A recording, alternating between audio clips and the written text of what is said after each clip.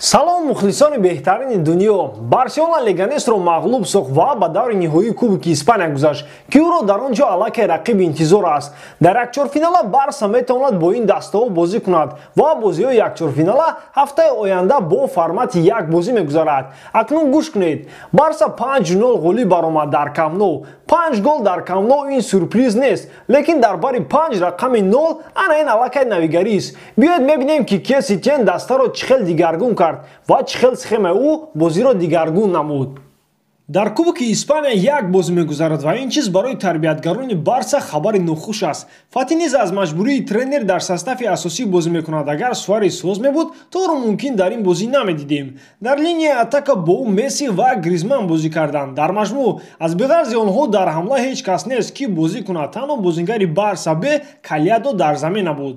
Дар хатти нимҳимоя низ ягон сюрприз набуд, мисли ҳарвақта Де Йонг, Видал, Бускетс. Лекин дар хатти ҳимоя бошад ду дигаргунӣ рух дод. Лангле бар ивази Умтити ва Самеду бар ивази Роберто ва ҳардуи заминҳо кори худро карданд. Дар ин бора дертарак гап мезанем. Акнун сар шуд. Аз аввал ки Сетьен тарбиятгаронро ба тамринҳо даъват кард. Баъдан онҳоро дар як-ду бозии аввал ба майдон даровард ва якбора тарбиятгаронро аз рӯйхати футболбозон гирифт.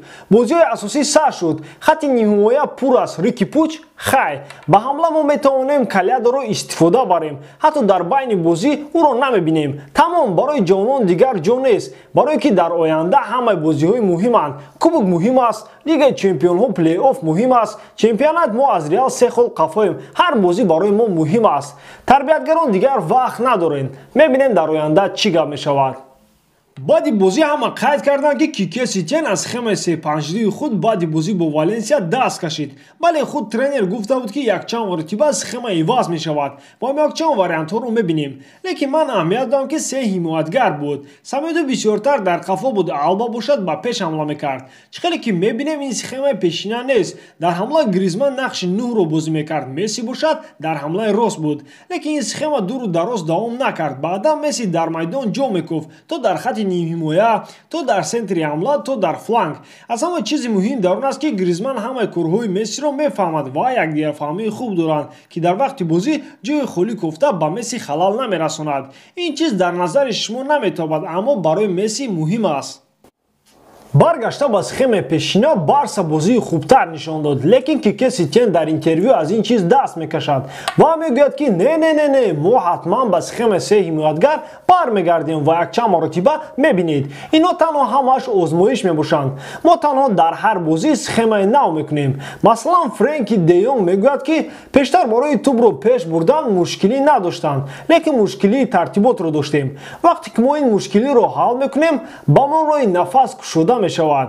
Ба ин гапҳо Де Йонг намёг медиҳад ки бо ин хел схема бозӣ кардан осонтар аст. Килиан Лангле ҳатто мегӯяд ки бо 4 ҳимоятгар бозӣ кардан осонтар аст. Чӣ хеле ки дида истодаем бозингарон намехоҳанд бо ин схема бозӣ кунанд, аммо дар оянда онҳо одат мекунанд ва мебинем чӣ хел бозиашон хуб мешавад.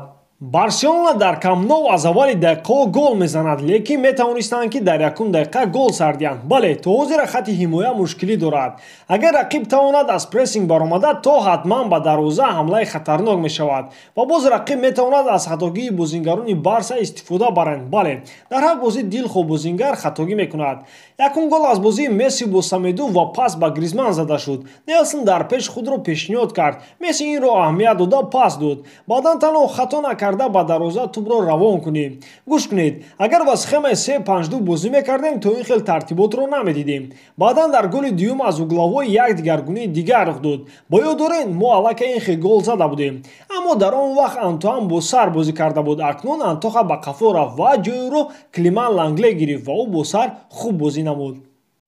Маро медонед чӣ хурсанд мекунад? Аз хатти нимҳимоя бо пас баромадан, вақте ки як хел вақт рақиб прессинг мекунад. Барои ин ки пеш Пике бо Лангле пасбозӣ мекарданд ё ба ҳимояи чап ва рост пас медоданд. Онҳо бошанд ба Терштеген ва Терштеген бошад тӯбро аз дарвоза бо зарба дур мекард. Акнун ҳозир осонтар шудааст ва аз хатти нимҳимоя бе мушкилӣ мебароянд. Лекин буд ҳолате ки дар бозии Пике тӯбро ба пеш зарба мезад, дар ҳолате ки рақиб Леганес буд. Ман мехоҳам фаҳмам оё Барса метавонад бо дастаҳои топ 5 ҷадвал ин хел бозӣ кунад ки онҳо прессинги боқувват доранд ва медонанд чӣ хел тӯбро гиранд.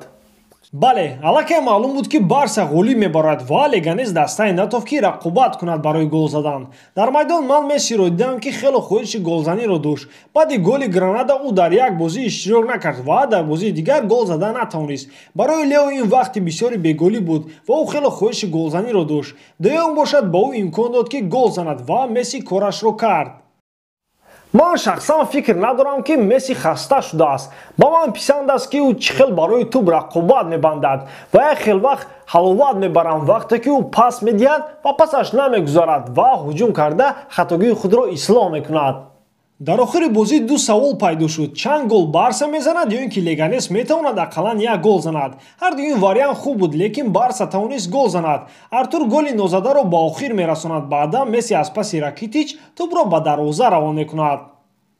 дар камно 5 гол задем ва ин чиз дар ин сезон 3 маротиба рух дод. Лекин гол сар наҳодан дар ҳолати 5 гол вау, боварам намеояд. дар ин бозӣ ман аҳамият додам ки Барса хоҳиши идора кардани тӯбро надошт. ба хиёлам 72% идоракунии тӯб буд. аммо бозӣ беҳтар шудааст. бояд дорем бозӣ бо Гранадаро ки хело мушкил буд.